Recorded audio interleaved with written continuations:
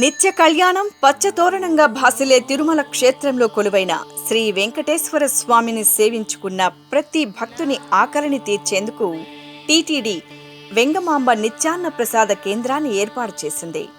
అన్నప్రసాద వితరణ కలకాలం సాగేందుకు ఏర్పాటు చేసిన నిత్యాన్న ప్రసాదం ట్రస్టుకు విరాళాలను సమర్పించేందుకు దాతలతో పాటు భక్తులు కూడా ముందుకు వస్తున్నారు.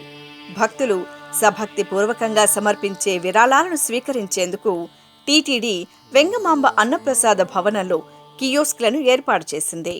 స్వామివారి దర్శనం కొంటే అయిన తర్వాత అన్నప్రసాదం అనేది నిజంగా భగవంతుడు ఇచ్చినటువంటి ప్రసాదం మనకందరికీ. భోజనం చేసిన తర్వాత మనం కూడా విరాళాలు ఇవ్వాలి, ఎంతో కొంత చేయాలి మన తరఫు నుంచి అనేది కోరికగా ఉంటుంది. కొత్తగా ఈ కియోస్కులు పెట్టించేసేసి చాలా సంతృప్తిగా ఉంది.